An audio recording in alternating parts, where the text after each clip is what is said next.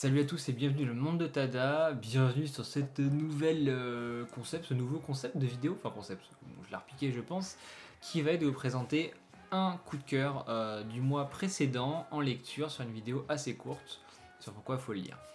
Donc ce genre de vidéo ça va être tous les mois, une fois par mois je vais vous présenter le tome coup de cœur du mois précédent, donc là du mois de mai. Je vais vous dire pourquoi j'ai apprécié ce tome, etc.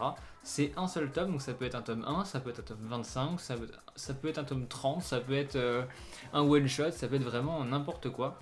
Il faut juste que ce soit un seul tome. Donc générique et c'est parti. Pour ce tome coup de cœur, de toute façon les tomes coup de cœur ça va toujours être la même chose, hein. Ça va être de la science-fiction et on est là avec Millennium Darling de chez Naban, écrit par Midori Iwasawa, une autrice anciennement connue pour avoir fait 2-3 petits boys love notamment, et ça se ressent énormément dans le récit, même si ce n'est pas un boys love. Il y a quelques petites séquences, quelques petites notes d'humour qui peuvent laisser penser que ça se rapproche un petit peu du BL. Et c'est très cool parce que moi qui ne lis pas de BL et qui n'aime pas du tout ce style de manga, ni les josei et d'ailleurs les shoujo non plus, et pourtant j'en ai lu quelques-uns, mais j'aime pas trop le style. Là c'est passé, alors je pense que l'enrobage années 90 SF y est pour beaucoup. Vous allez me dire, oh, Millennium Darling, de quoi ça parle? Je ne suis pas allé sur Google regarder de quoi ça parlait, donc dis-le moi.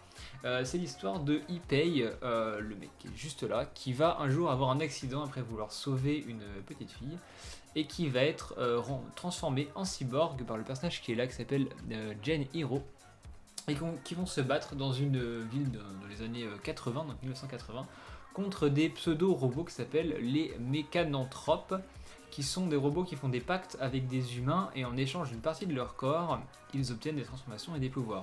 Typiquement, il y a une personne qui échange tout son épiderme contre le pouvoir de contrôler du coup forcément de la peau. Donc cette personne n'a plus d'épiderme, mais comme elle a le pouvoir de contrôler la peau sous format cyborg, elle a de la peau cyborg par-dessus autour d'elle. C'est le principe du manga, c'est très très bon, j'en ai parlé dans mes lectures Romania je crois il y a 2-3 semaines. C'est excellentissime. En termes de dessin, on est sur une vibe vraiment années 90. On est parti, ça fait du bien. La cover, elle est incroyable, ça coûte 8€. Le papier, il est de qualité. Pour le coup, il n'est pas du tout transparent. Je sais que c'est la mode en ce moment, les papiers transparents, que ce soit sur les petites éditions, les shonen, les rééditions tome double. On ne citera rien. Mais ça, et là c'est pas le cas. Donc franchement, pour 8 balles, vous êtes logiquement plutôt bien parti. Donc en plus de ça, c'est de la science-fiction, ça fait plutôt plaisir, c'est un tome 1, le tome 2, alors pour en avoir discuté avec Naban sur les réseaux sociaux, ça devrait sortir en fin d'année 2022, la série sera peut-être longue, je ne sais pas, on verra, je pense que ça sera plutôt une série courte. Si vous voulez suivre l'autrice sur Twitter, c'est @junglediplodoc, vous avez juste à me suivre moi, donc tous mes liens sont dans la description, puis j'ai retweeté certains de ses dessins et j'ai un peu échangé avec. En tout cas, c'est une grosse recommandation, c'est vraiment un truc à lire, c'est mon coup de cœur du mois. Alors j'ai hésité avec d'autres coups de cœur type Doro et Doro et tout, mais là le tome 1 m'a vraiment marqué, j'ai pris énormément de plaisir. Et un autre très gros point positif, hormis le fait que ce soit de la SF, hormis le fait que le dessin fasse années 90, hormis le côté un peu boys love, c'est l'humour. L'humour c'est super drôle.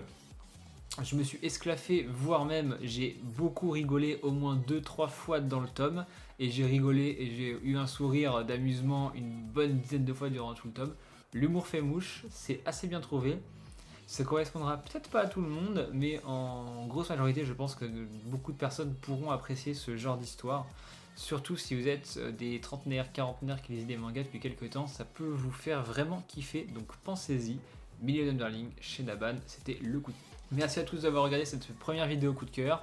N'hésitez pas à me dire en commentaire si le concept vous plaît, si vous avez envie d'en voir donc une chaque mois, mais si je pense que je le ferai quand même si vous n'avez pas envie, je le ferai parce que c'est ma chaîne et je fais ce que je veux. Si vous l'avez acheté, dites-moi ce que vous en pensez et dites-moi en commentaire surtout votre coup de cœur du mois de mai, du coup 2022 à l'époque où sort cette vidéo. Et moi je vous dis à la prochaine pour d'autres vidéos. Ciao, c'était Loïc.